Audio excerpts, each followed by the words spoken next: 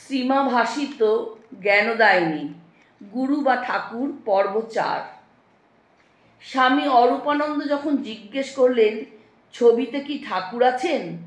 মার উত্তর, আছেন না, ছায়া কায়া সমান, ছবি তো তার ছায়া।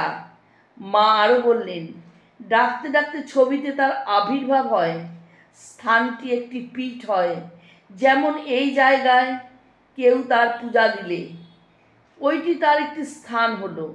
মা বললেন, ও স্থানটিকে তার দৃষ্টি থাকে।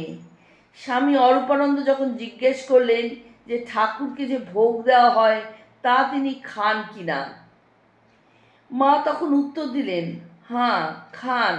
তার চোখ থেকে একটি জ্যোতি বার হয়ে সব জিনিস চুষে দেখে, তার অমৃত স্পর্শে সেটি আবার পরিপূর্ণ হয়, তাই কমে না। ঠাকুরকে আপনার মতো করে পাওয়া যায় কি না রাসবিহারী মহারাজ একথা জিজ্ঞেস করলে মা বললেন, হ্যাঁ তিনি আপনার, চির সম্বন্ধে তিনি সকলের আপনার, যেমন ভাব তেমনি লাভ। মা এবং ঠাকুরের জনৈক ভক্ত ঠাকুরকে দেখার জন্য অস্থির হয়ে পাগল হয়ে যায় এবং জপের মালা মায়ের দিকে ছুঁড়ে দিয়ে চলে যায়। এই ভক্তটি সম্বন্ধে রাসবিহারী মহারাজ জিজ্ঞেস করলেন যে সে কি মন্ত্র ফেরত দিয়েছিল? মা বললেন, তা কি কখনো হয়? এ সজীব মন্ত্র, ও কি ফেরত হয়? যে মন্ত্র একবার পেয়েছে মহামন্ত্র, যার যে গুরুর উপর একবার ভালোবাসা হয়েছে তা কি কখনো যায়? ও একদিন না একদিন যখন প্রকৃতিস্থ হবে তখন এদের সবার পায়ে পড়বে। সদ্গুরুর কাছে সিদ্ধ মন্ত্র লাভ করলে কেউ কেউ কেন অপ্রকৃতিস্থ বা পথভ্রষ্ট হয়? রাসবিহারী মহারাজের এই প্রশ্নের উত্তরে মা বলছেন, তা হয়ে থাকে। এক গুরুই কতজনকে মন্ত্র দেন, সবাই কি সমান হয়? যে যেমন আধার তাতে তেমনি বিকাশ হয়। ও জয়রামবাটিতে বললে, মা আমায় পাগল করে দাও। আমি বললুম, পাগল হবই কেন? অনেক পাপ না হলে কি পাগল হয়? বলে, আমার ছোট ভাই ঠাকুরকে দর্শন করেছে, আমায় দেখিয়ে দাও।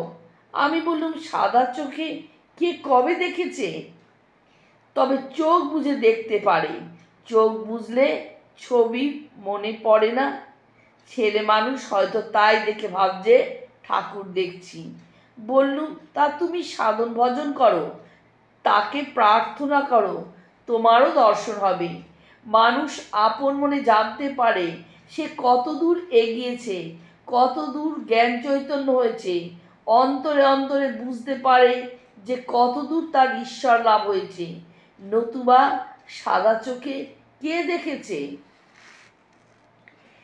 পাগল হওয়া ভক্তটিকে মা পরে বুঝিয়ে বললেন, ঠাকুর বলতেন, যারা আমাকে ডাকবে তাদের জন্য আমাকে অন্তিমে দাঁড়াতে হবে। এটি তার নিজের মুখের কথা। তুমি আমার ছেলে, তোমার ভয় কি? তুমি কেন অমন পাগল হয়ে চলবে? এতে যে তার দুর্নাম হবে, লোকে বলবে তার ভক্ত পাগল হয়েছে। তোমার কি এমন করা উচিত যাতে তার দুর্নাম হয়? যাও, বাড়ি যাও, 10 জনে যেমন আছে বেশ খাও দাও থাকো।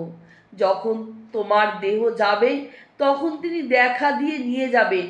কে তাকে প্রত্যক্ষ দেখেছে বলো না?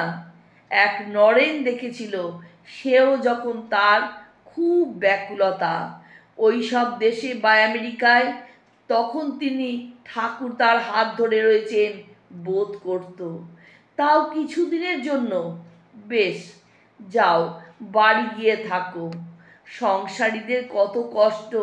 এই সেদিন রামের ছেলে মারা গেল, তোমরা ঘুমিয়ে হাঁপ ছেড়ে বাঁচো। তারপর বললেন, সেদিন আমি পূজা করছিলুম, পূজা করতে করতে দেখি এর মুখটি ঝাঁকড়া ঝাঁকড়া চুল, গোপালটির মতো। সেই দিনেই খানিক পরে এসে উপস্থিত। মায়ের এই সকল উপদেশ ও সান্ত্বনায় ভক্তটি অনেকটা শান্ত হলো।